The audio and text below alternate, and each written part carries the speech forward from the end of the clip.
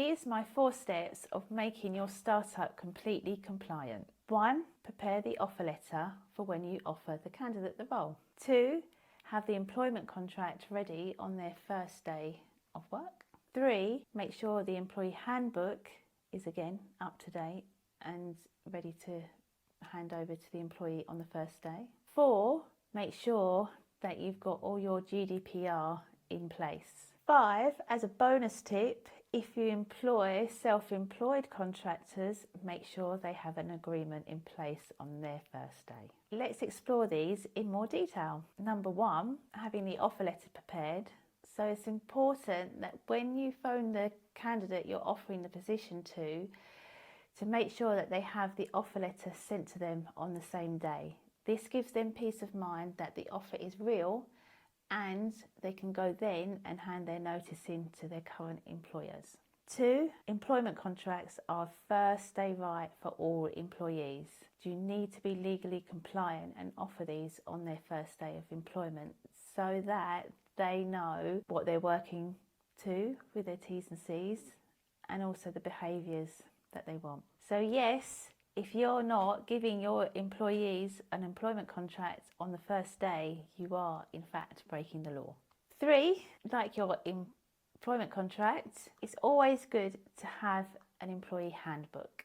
This sets out all the correct behaviours, values, culture of the company, as well as has your diverse inclusion and behaviours at work. So you could have 2 types of employee handbooks. One that's got all the legal and compliance and HR side of things to make sure everyone knows their behaviours.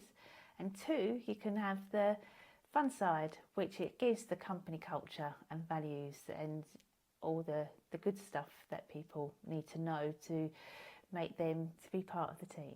Number 4, GDPR compliancy, which is a scary word, but all HR documents or all employee documents need to be kept in safe storage with only certain people knowing the details on them. So if you have new starter forms, you have anything with their personal details, bank details, need to be kept either under a password in your laptops or in a securely locked file cabinet, and only members of staff authorised can view these documents. And my bonus tip, even if you have self-employed contractors, it's a good practice to have an agreement in place so they know what services they are providing to you, and also it gets all legal stuff of it's on their onus to pay their own national insurance and PAYE, and it's not down to you.